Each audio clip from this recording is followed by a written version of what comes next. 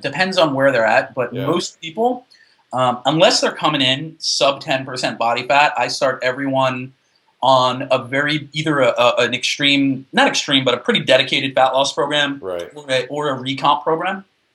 And the reason for that is, most people, they want to get very lean, but a big part of it is that hormonally, I like to use an insulin reset, like I wrote about in Alpha, Sure. as sort of the foundation for everything else. If you can get your insulin management right, and we can usually do that in the first month or two by reducing carbohydrates, by using a lot of metabolic resistance training, then you'll have an easier time continuing to lose fat, but you'll also have an easier time putting on muscle without regaining any fat. So most of our clients start on either fat loss or recomp, even if their ultimate goal is to gain 15 pounds of muscle.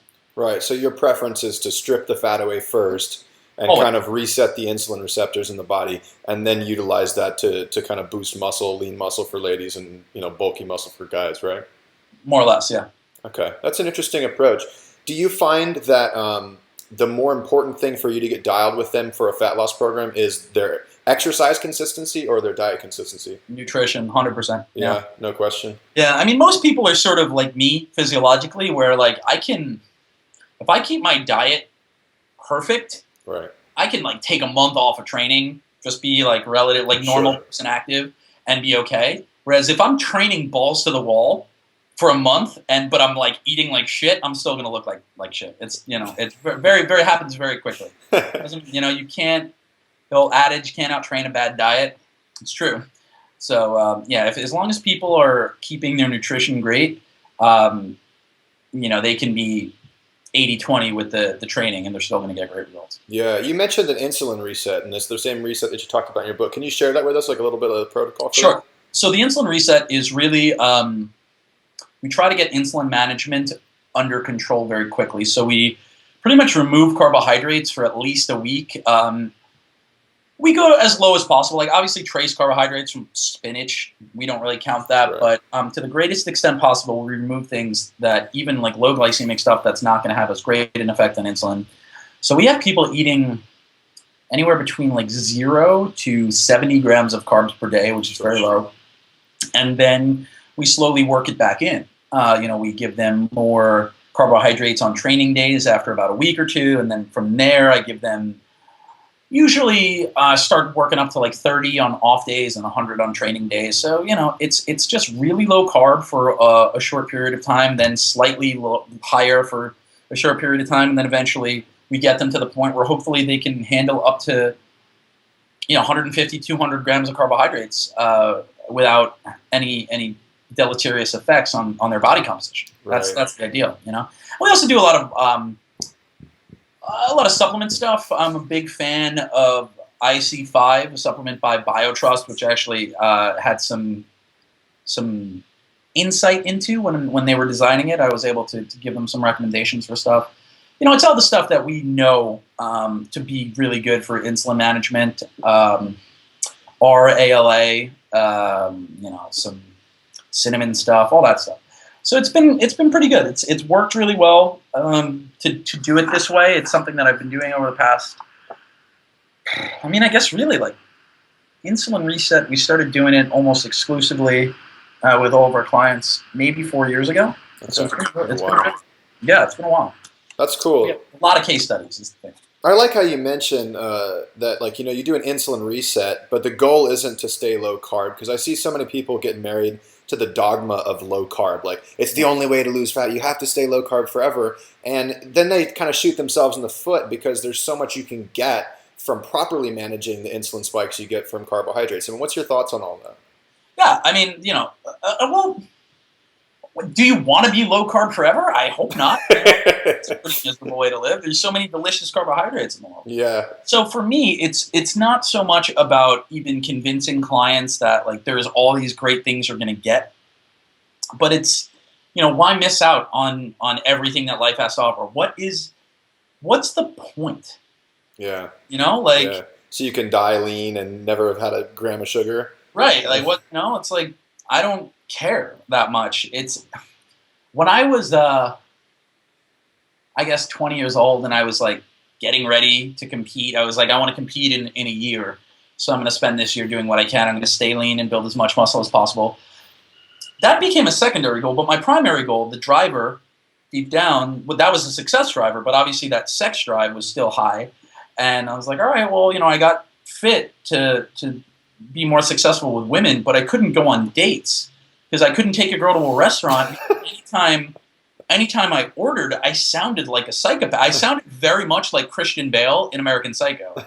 And, and I started to ask myself, what's the point of that?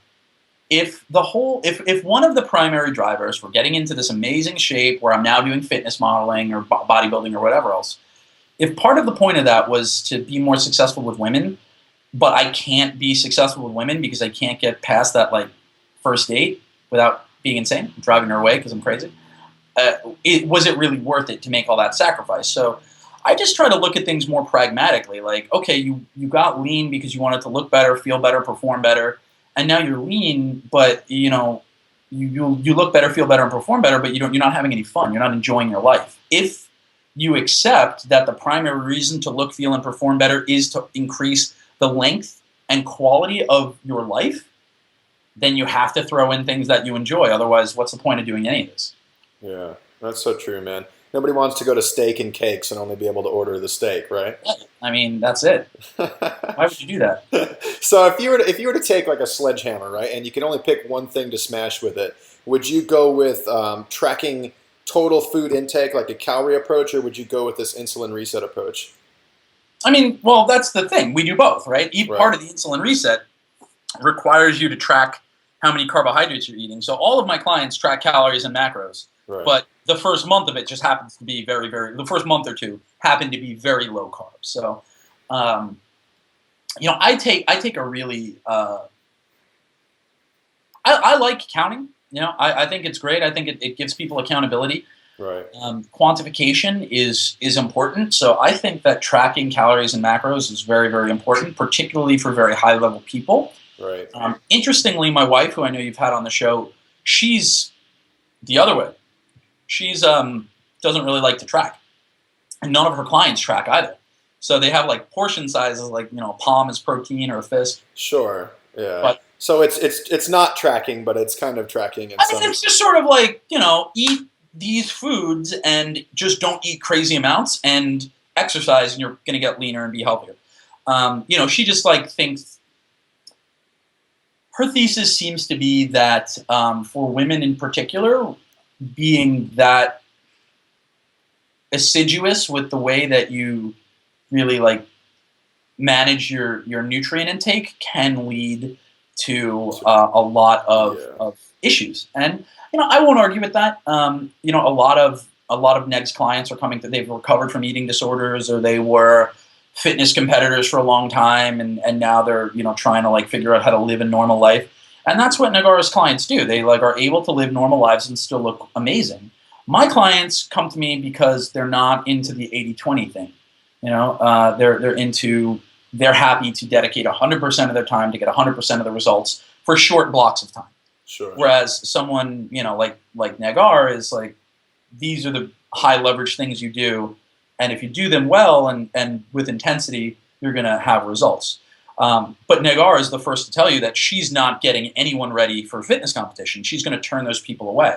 People getting ready for photo shoots, bodybuilding shows, fitness competitions, she'll refer them to me. And then the very, very high people, I'll refer them to Eric Ledeen or to Shelby Starnes, or to the people who that's all they do. Like, if someone's an amateur bodybuilder, I'll help them. But someone's like a pro trying to get ready for a show, I'd rather make sure they're going to have success. So we all have our different approaches. Yeah. And so that's just, that's how that works.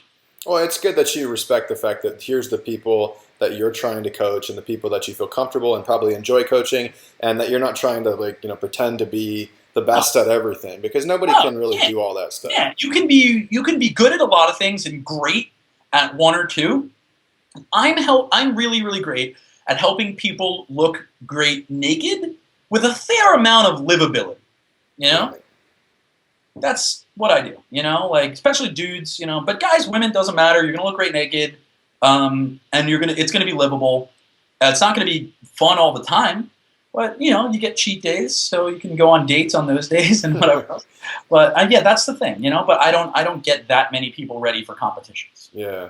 You just mentioned cheat days. I'd be interested in your take on that. There's some people that really love cheat days and it's just this freedom thing, and then some people believe it's just a window to let certain people go out of control and lose their program over it. What's your take on all that?